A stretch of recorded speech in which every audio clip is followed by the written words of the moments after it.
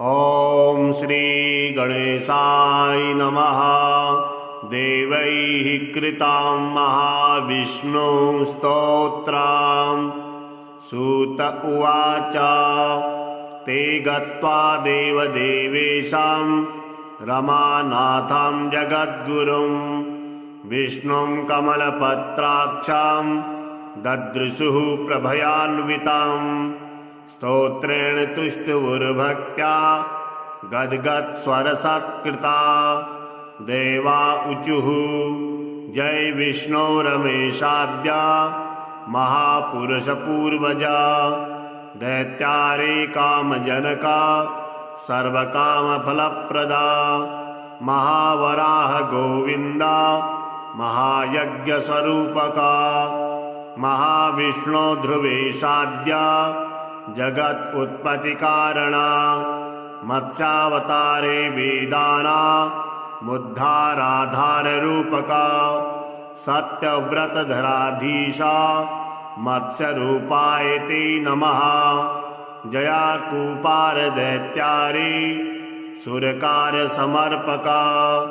अमृताप्तिकरेशाना कूर्मरूपाय ते नमः। जयातिदैत्यनाशार्था मादिसूकररूपधृक्। मह्युद्धारकृतोद्योगा कोलरूपाय ते नमः। नारसिंहं वपुः कृत्वा महादैत्यं ददारयः। करजैर्वरदृप्ताङ्गं तस्मै नृहरये नमः। वामनं रूपमास्थाय त्रैलोक्यास्वरमोहितां बलिं छञ्चलयामास तस्मै वामनरूपिणे। दुष्टशत्रुविनाशाय सहस्रकरशत्रवे। रेणुकागर्भजाताय जामदग्न्याय ते नमः। दुष्टराक्षसपौलस्त्य शिरच्छेदपटीयसे। श्रीमद्दाशरथे तुभ्यां नमोऽनन्तक्रमाय च। कंसदुर्योधनाद्यैश्च दैत्यः पृथिवीशलाञ्छनैः। भारक्रान्तां महीं योषा उञ्जुहार महाविभुः। धर्मं संस्थापयामास पापं कृत्वा सुदूरतः। हे कृष्णाय देवाय नमोऽस्तु बहुधा विभो। दुष्टयज्ञविघाताय पशुहिंसानिवृत्तये। बौद्धरूपं दधो योऽसौ तस्मै देवाय ते नमः। म्लेच्छप्रायेऽखिले लोके दुष्टराजन्यपीडिते। कल्किरूपं समादध्यो देवदेवाय ते नमः। दशावतारस्ते देवा भक्तानां रक्षणाय वै। दुष्टदैत्यविघाताय तस्मात् त्वं सर्वदुःखहृत्। जय भक्त्यार्तिनाशाय धृतं नारीजलात्मसु। रूपं येन त्वया देव कोऽन्यस्तत्तोदयानिधिः। इत्येवं देवदेवेशां स्तुत्वा श्रीपीतवाससां। प्रणेमुर्भक्तिसहिता साष्टाङ्गं विबुधर्षभा। तेषां स्तवं समाकर्ण्य देवः श्रीपुरुषोत्तमः। उवाच विबुधान् सर्वान् हर्षयत् श्रीगदाधरः। श्रीभगवानुवाच प्रसन्नोऽस्मि स्तवेनाहं देवास्तापं विमुञ्चथ।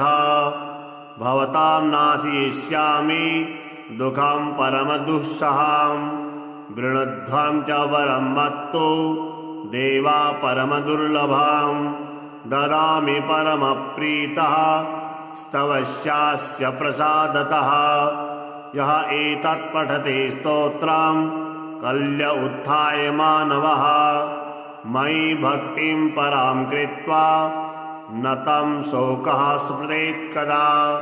अलक्ष्मीः कालकर्णी च नाक्रामेतगृहं सुरा।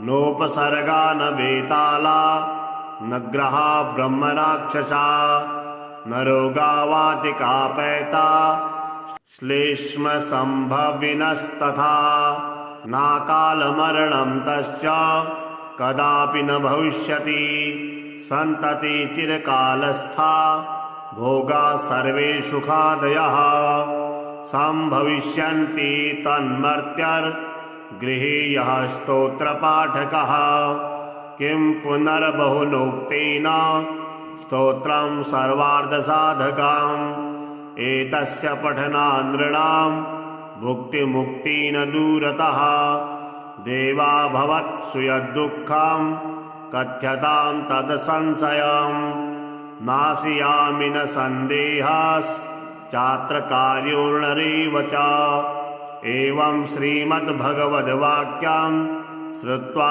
सर्वे दिवौकशः प्रसन्नमनसः सर्वे पुनरुच्चुर्दृशा कपिं सूत उवाच ते गत्वा देवदेवेशां रमानाथं जगद्गुरुं विष्णुं कमलपत्राक्षां ददृशुः प्रभयान्वितां स्तोत्रेण तुष्टुवुर्भक्त्या गद्गदस्वरसत्कृता देवा ऊचुः जय विष्णो रमेशाद्य महापुरुषपूर्वजा दैत्यारे कामजनका सर्वकामफलप्रदा महावराह गोविन्दा महायज्ञस्वरूपका महाविष्णो ध्रुवेशाद्या जगत् उत्पत्तिकारणा मत्स्यावतारे वेदाना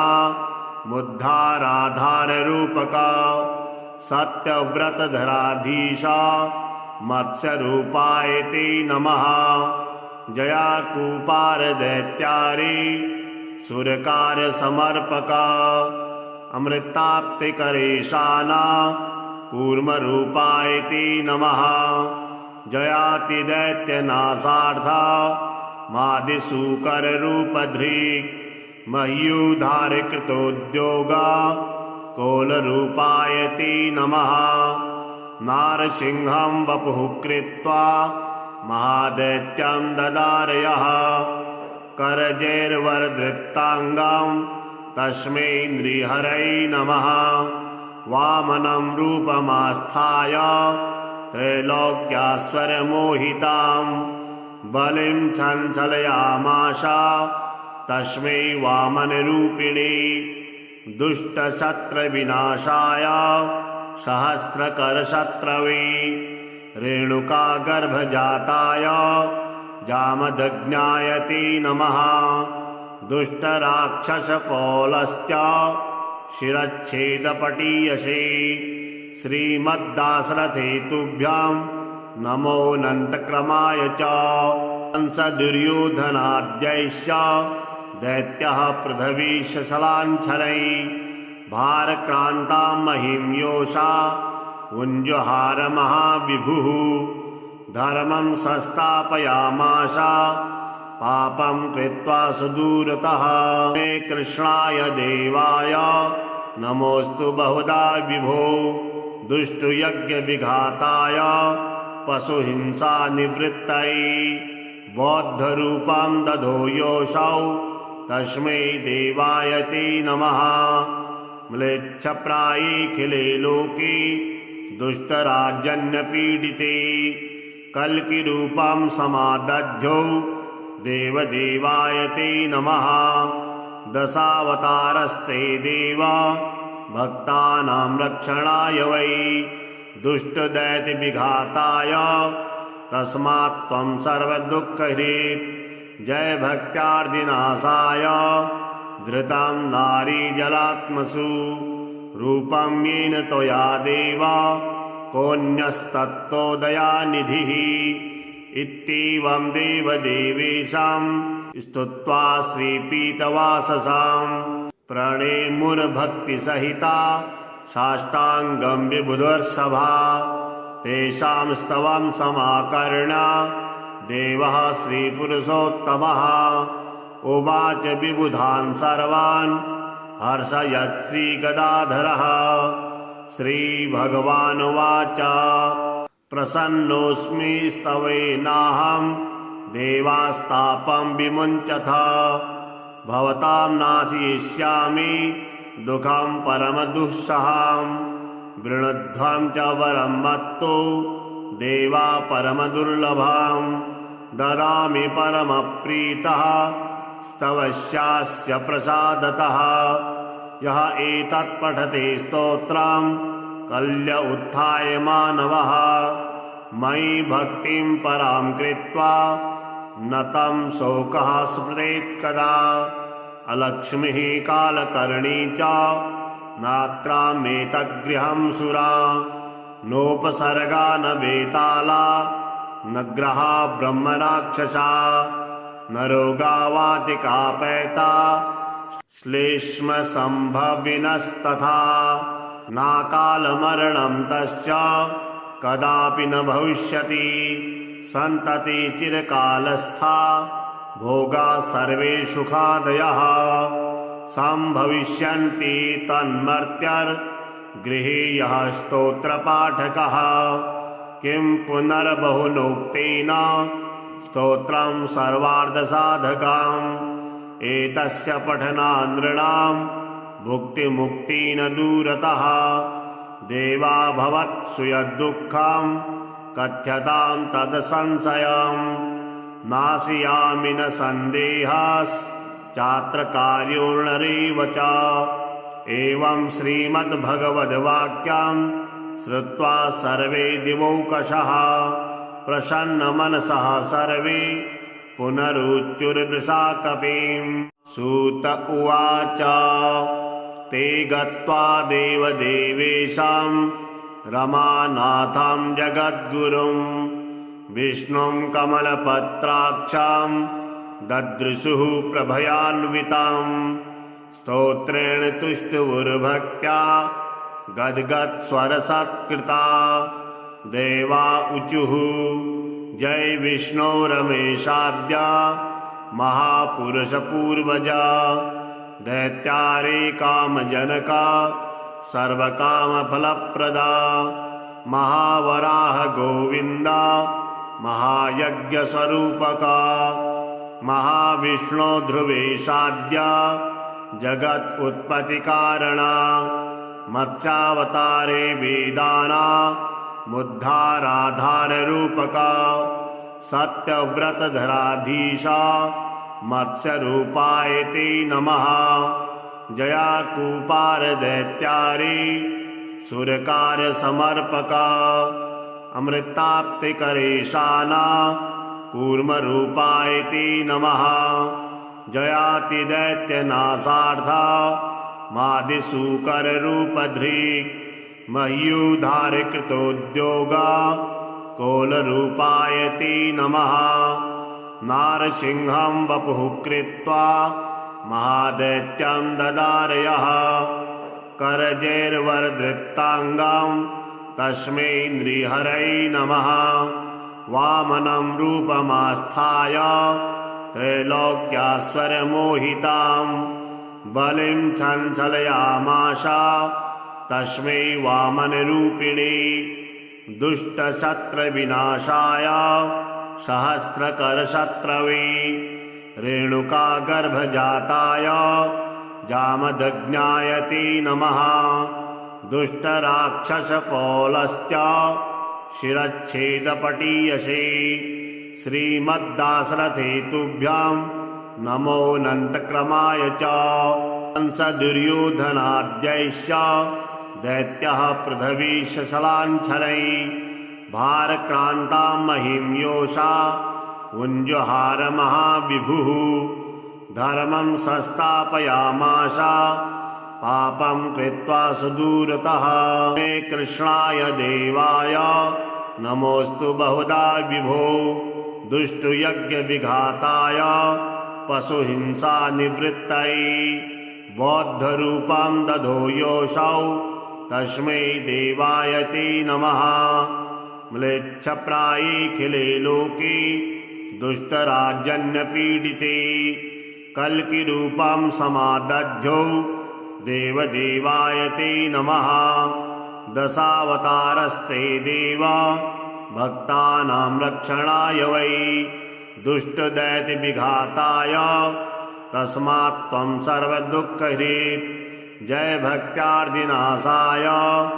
धृतं नारीजलात्मसु रूपं येन त्वया देव कोऽन्यस्तत्तो दयानिधिः इत्येवं देवदेवेशां स्तुत्वा श्रीपीतवाससां प्रणेमुर्भक्तिसहिता साष्टाङ्गं विबुधर्षभा तेषां स्तवं समाकर्ण्य देवः श्रीपुरुषोत्तमः उवाच विबुधान् सर्वान् हर्षयत् श्रीगदाधरः श्रीभगवानुवाच प्रसन्नोऽस्मि स्तवेनाहं देवास्तापं विमुञ्चथ भवतां नाशयिष्यामि दुःखं परमदुःसहं वृणध्वं च वरं मत्तो देवा परमदुर्लभं ददामि परमप्रीतः स्तवस्यास्य प्रसादतः यः एतत् पठति स्तोत्रं कल्य उत्थाय मानवः मयि भक्तिं परां कृत्वा न तं शोकः स्मरेत् कदा अलक्ष्मीः कालकर्णी च नाक्रामेतगृहं सुरा नोपसर्गा न वेताला न ग्रहा ब्रह्मराक्षसा न रोगावातिकापैता श्लेष्मसम्भविनस्तथा नाकालमरणं तस्य कदापि न भविष्यति सन्तति चिरकालस्था भोगा सर्वे सुखादयः सम्भविष्यन्ति तन्मर्त्यर्गृहे यः स्तोत्रपाठकः किं पुनर्बहुलोक्तेन स्तोत्रं सर्वार्थसाधकम् एतस्य पठनात् नृणां भुक्तिमुक्तिः दूरतः देवा भवत्सु यद्दुःखं कथ्यतां तद्संशयं नाशयामि न सन्देहश्चात्र कार्यो नरेव च एवं श्रीमद्भगवद्वाक्यं श्रुत्वा सर्वे दिवौकशः प्रसन्नमनसः सर्वे पुनरुच्चुर्वृषा कपिं सूत उवाच ते गत्वा देवदेवेशां रमानाथं जगद्गुरुं विष्णुं कमलपत्राक्षां ददृशुः प्रभयान्वितां स्तोत्रेण तुष्टुवुर्भक्त्या गद्गदस्वरसत्कृता देवा ऊचुः जय विष्णो रमेशाद्य महापुरुषपूर्वजा दैत्यारे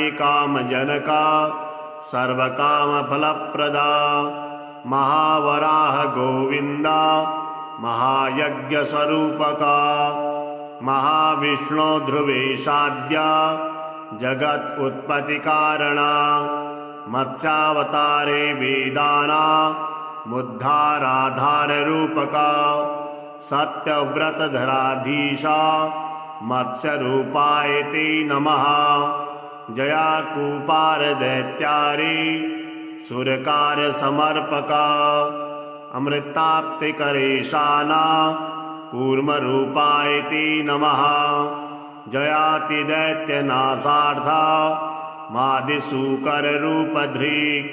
मह्युद्धारकृतोद्योगा कोलरूपाय ते नमः नारसिंहं वपुः कृत्वा महादैत्यं ददारयः करजैर्वरदृप्ताङ्गं तस्मै नृहरये नमः वामनं रूपमास्थाय त्रैलोक्यास्वरमोहितां बलिं छञ्चलयामास तस्मै वामनरूपिणे दुष्टशत्रविनाशाय सहस्रकरशत्रवे रेणुकागर्भजाताय जामदग्न्याय ते नमः दुष्टराक्षसपौलस्त्य शिरच्छेदपटीयसे श्रीमद्दासरथे तुभ्यां नमोऽनन्तक्रमाय च कंस दुर्योधनाद्यैश्च दैत्यः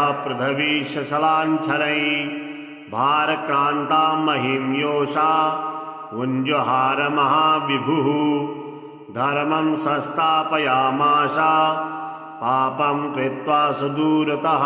हे कृष्णाय देवाय नमोऽस्तु बहुधा विभो दुष्टयज्ञविघाताय पशुहिंसा निवृत्तये बौद्धरूपं दधो योऽसौ तस्मै देवाय ते नमः। म्लेच्छप्रायेऽखिले लोके दुष्टराजन्यपीडिते कल्किरूपं समादध्यो देवदेवाय ते नमः।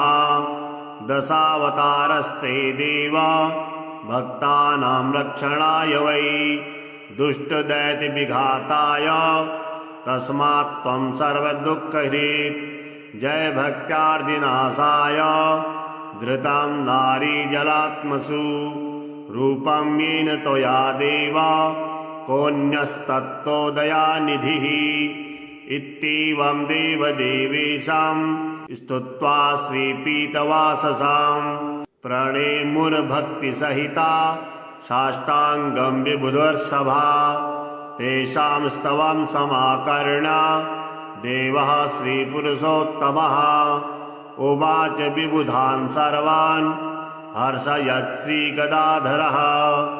श्रीभगवानुवाच प्रसन्नोऽस्मि स्तवेनाहं देवास्तापं विमुञ्चथ भवतां नाशयिष्यामि दुःखं परमदुःसहं वृणध्वं च वरं मत्तो देवा परमदुर्लभं ददामि परमप्रीतः स्तवस्यास्य प्रसादतः।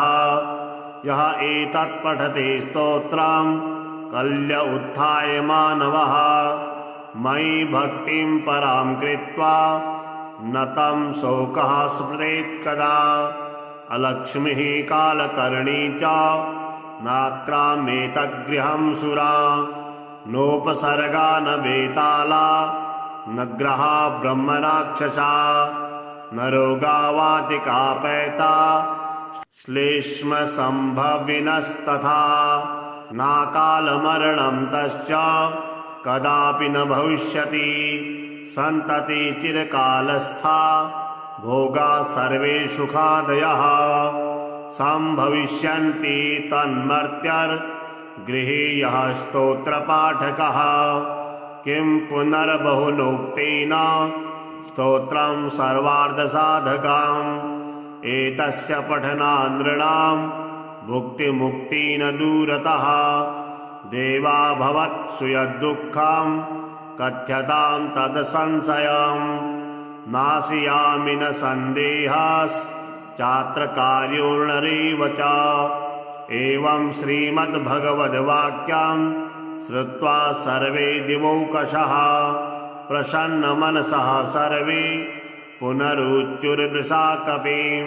सूत उवाच ते गत्वा देवदेवेशां रमानाथं जगद्गुरुं विष्णुं कमलपत्राक्षां ददृशुः प्रभयान्वितां स्तोत्रेण तुष्टुवुर्भक्त्या गद्गदस्वरसत्कृता देवा ऊचुः जय विष्णो रमेशाद्य महापुरुषपूर्वजा दैत्यारे कामजनका सर्वकामफलप्रदा महावराह गोविन्दा महायज्ञस्वरूपका महाविष्णो ध्रुवेशाद्य जगत् उत्पत्तिकारणा मत्स्यावतारे वेदाना मुद्धाराधाररूपका सत्यव्रतधराधीशा मत्स्यरूपाय ते नमः।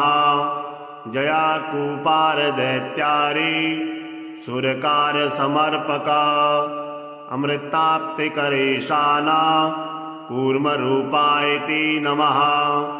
जयातिदैत्यनाशार्था मादिसूकररूपधृक् मह्युद्धारकृतोद्योगा कोलरूपाय ते नमः। नारसिंहं वपुः कृत्वा महादैत्यं ददारयः करजैर्वरदृप्ताङ्गं तस्मै नृहरये नमः वामनं रूपमास्थाय त्रैलोक्यास्वरमोहितां बलिं चञ्चलयामास तस्मै वामनरूपिणे दुष्टशत्रुविनाशाय सहस्रकरशत्रवे रेणुकागर्भजाताय जामदग्न्याय ते नमः दुष्टराक्षसपौलस्य शिरच्छेदपटीयसे श्रीमद्दाशरथे तुभ्यां नमोऽनन्तक्रमाय च कंसदुर्योधनाद्यैश्च दैत्यः पृथिवीशलाञ्छनैः भारक्रान्तां महिं योषा उञ्जहार महाविभुः धर्मं संस्थापयामास पापं कृत्वा सुदूरतः हे कृष्णाय देवाय नमोऽस्तु बहुधा विभो दुष्टयज्ञविघाताय पशुहिंसानिवृत्तये बौद्धरूपं दधो योऽसौ तस्मै देवाय ते नमः म्लेच्छप्रायेऽखिले लोके दुष्टराजन्यपीडिते कल्किरूपं समादध्यो देवदेवाय ते नमः दशावतारस्ते देवा भक्तानां रक्षणाय वै दुष्टदैत्यविघाताय तस्मात् त्वं सर्वदुःखहृत् जय भक्त्यार्दिनाशाय धृतं नारीजलात्मसु रूपं येन त्वया देव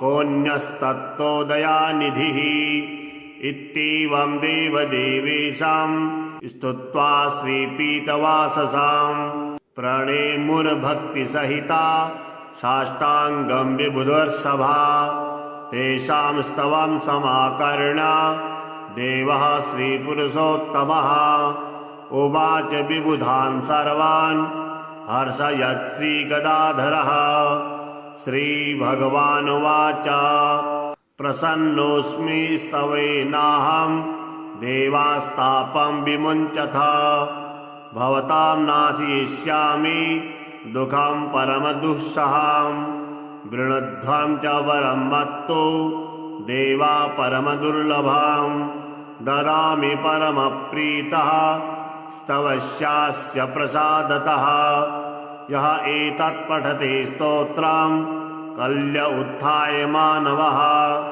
मयि भक्तिं परां कृत्वा न तं शोकः स्मृतेत् कदा अलक्ष्मीः कालकर्णी च नाक्राम्येतद्गृहं सुरा नोपसर्गा न वेताला न ग्रहा ब्रह्मराक्षसा न रोगावातिकापैता श्लेष्मसम्भविनस्तथा नाकालमरणं तस्य कदापि न भविष्यति सन्तति चिरकालस्था भोगा सर्वे सुखादयः सम्भविष्यन्ति तन्मर्त्यर्गृहे यः स्तोत्रपाठकः किं पुनर्बहुलोक्तेन स्तोत्रं सर्वार्थसाधकम् एतस्य पठनात् नृणां भुक्तिमुक्तिः न दूरतः देवा भवत्सु यद्दुःखं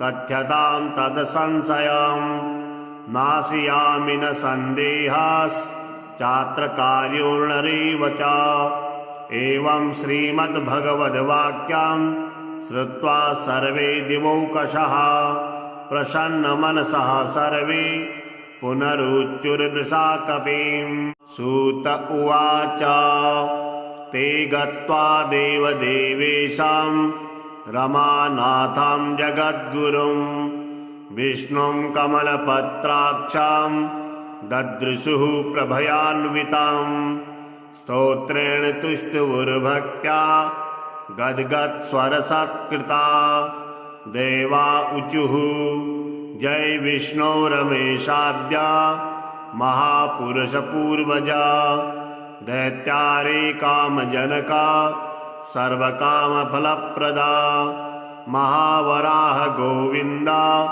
महायज्ञस्वरूपक महाविष्णु ध्रुवेशाद्य जगत् उत्पत्ति कारण मत्स्यावतारे वेदाना मुद्धाराधार रूपक सत्यव्रतधराधीशा मत्स्य रूपाय ते नमः जया कूपार दैत्यारी सुरकार समर्पका अमृताप्तिकरेशाना कूर्म रूपाय ते नमः जयाति दैत्यनाशार्था मादिसूकर रूपधृक् मह्युद्धार कृतोद्योगा कोल रूपाय ते नमः नारसिंहं वपुः कृत्वा महादैत्यं ददारयः करजैर्वरदृप्ताङ्गं तस्मै नृहरै नमः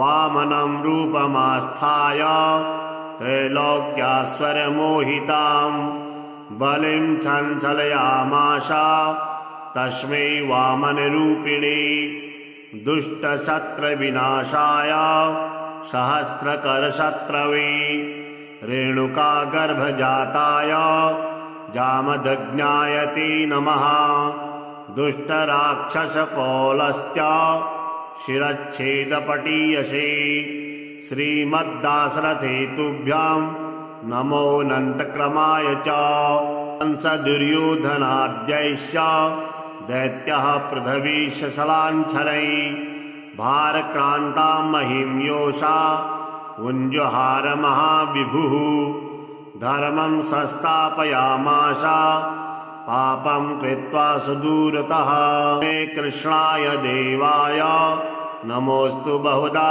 विभो दुष्टयज्ञविघाताय पशुहिंसा निवृत्तये बौद्धरूपं दधो योऽसौ तस्मै देवाय ते नमः म्लेच्छप्रायेऽखिले लोके दुष्टराजन्यपीडिते कल्किरूपं समादध्यो देवदेवाय ते नमः दशावतारस्ते देवा भक्तानां रक्षणाय वै दुष्टदैत्यविघाताय तस्मात् त्वं सर्वदुःखहृत् जय भक्त्यार्दिनाशाय धृतं नारीजलात्मसु रूपं येन त्वया देवा कोऽन्यस्तत्तोदयानिधिः इत्येवं देवदेवेशां स्तुत्वा श्रीपीतवाससां प्रणेमुर्भक्तिसहिता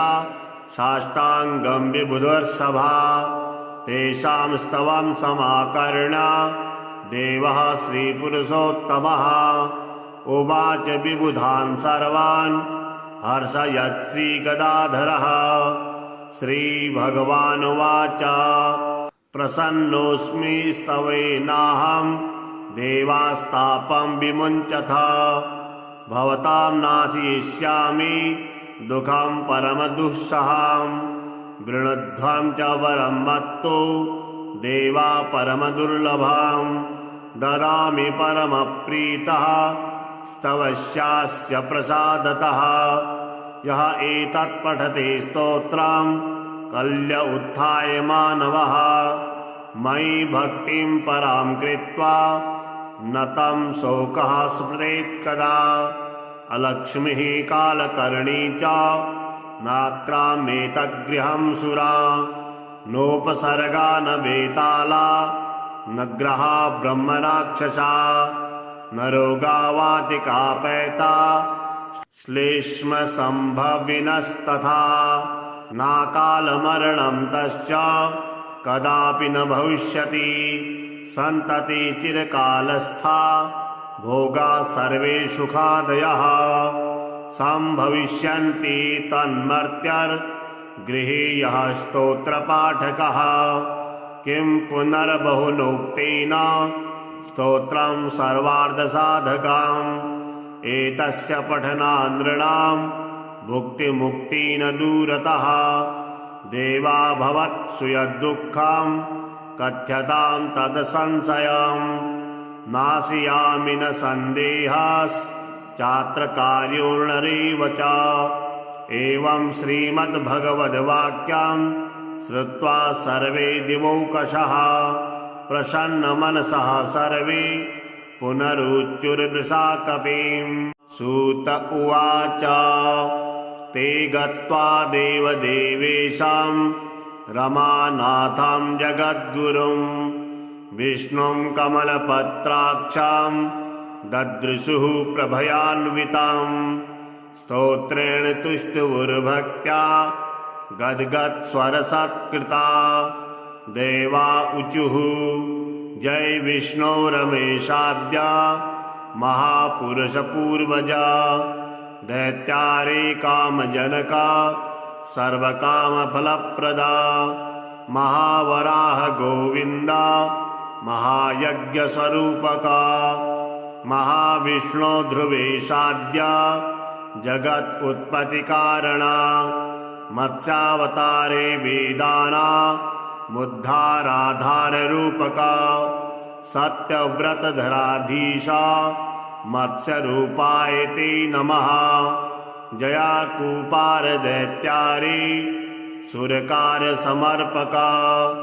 अमृताप्तिकरेशाना कूर्मरूपाय ते नमः।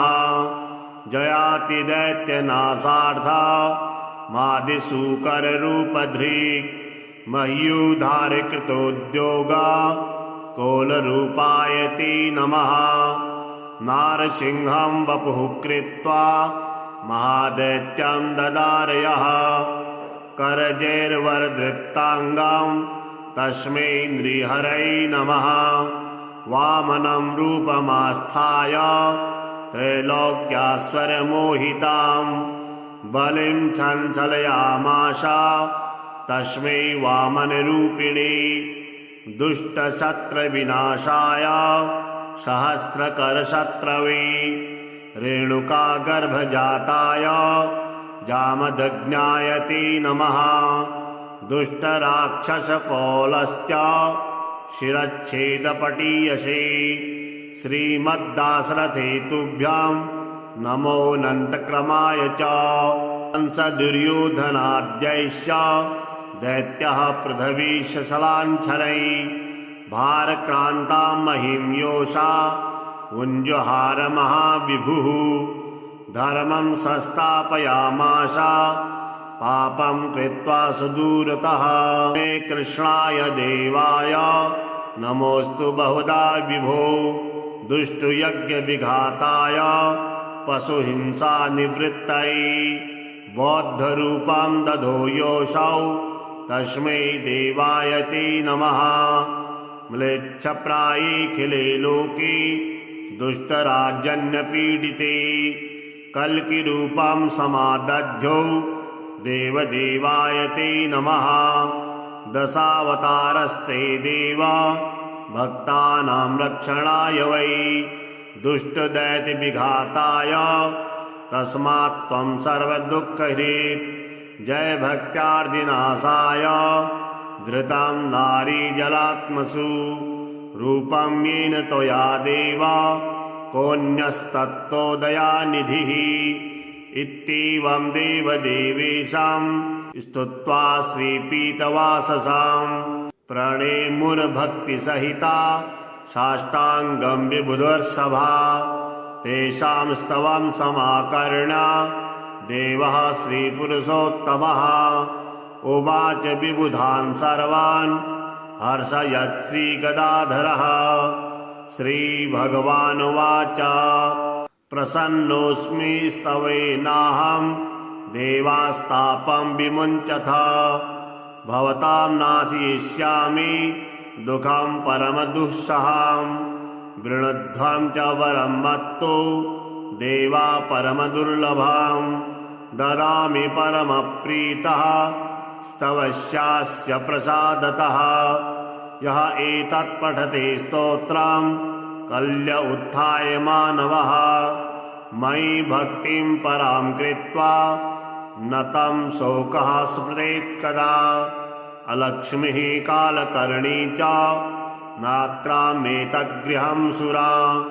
नोपसर्गा न वेताला नग्रहा ब्रह्मराक्षसा न रोगावातिकापैता श्लेष्मसम्भविनस्तथा नाकालमरणं तस्य कदापि न भविष्यति सन्तति चिरकालस्था भोगा सर्वे सुखादयः सम्भविष्यन्ति तन्मर्त्यर्गृहे यः स्तोत्रपाठकः किं पुनर्बहुलोक्तेन स्तोत्रं सर्वार्थसाधकम् एतस्य पठनानृणां भुक्तिमुक्ति न दूरतः देवा भवत्सु यद्दुःखं कथ्यतां तद्संशयम् नाशयामि न सन्देहश्चात्र कार्योर्नरेव च एवं श्रीमद्भगवद्वाक्यं श्रुत्वा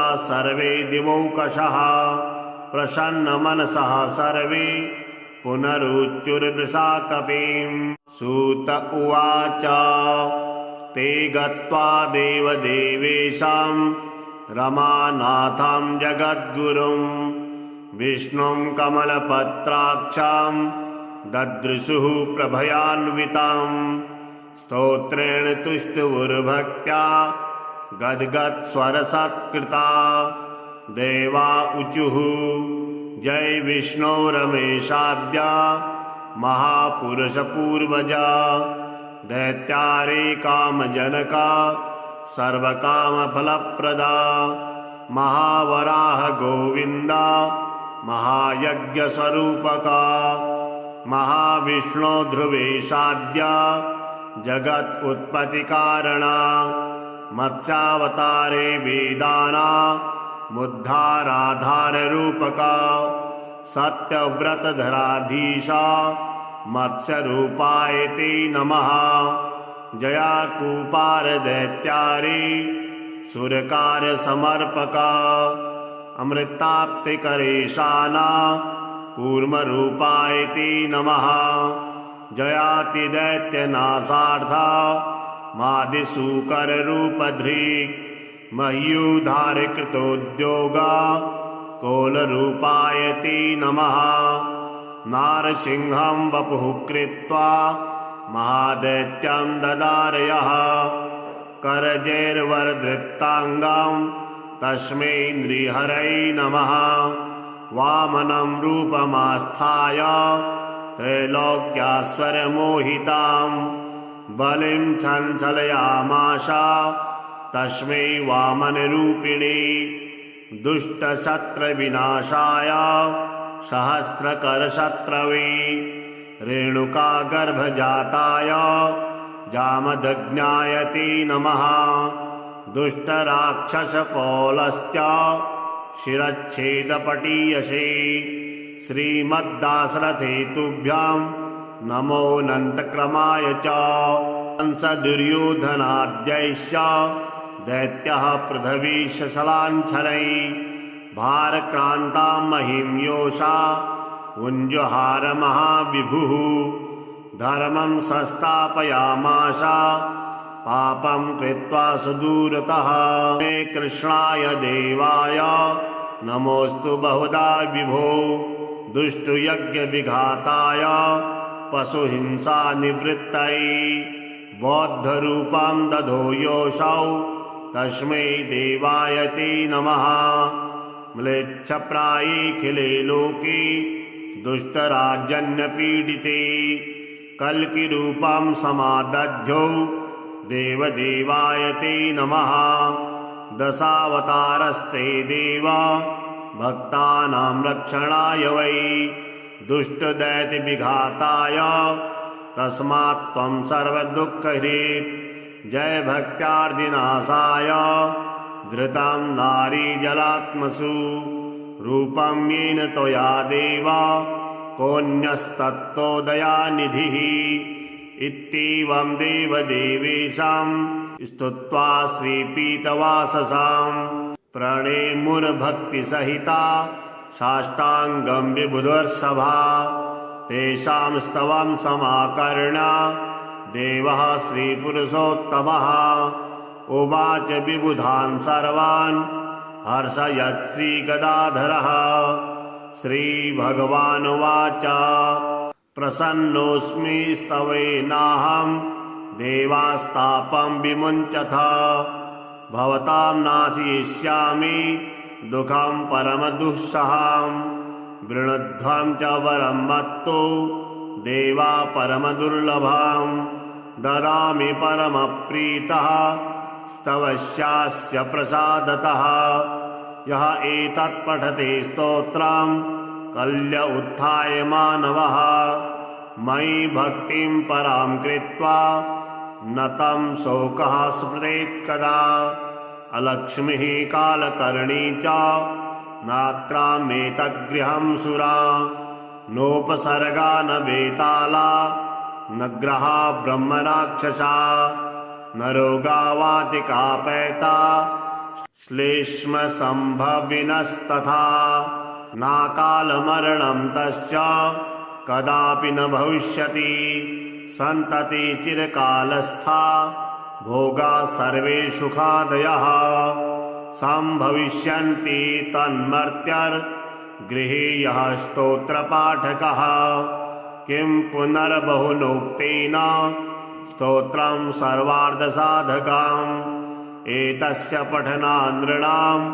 भुक्तिमुक्तिः न दूरतः देवा भवत्सु यद्दुःखं कथ्यतां तद्संशयं नाशयामि न सन्देहश्चात्र कार्योर्नरेव च एवं श्रीमद्भगवद्वाक्यं श्रुत्वा सर्वे दिवौकशः प्रसन्नमनसः सर्वे पुनरुच्चुर्वृषा कपिम्।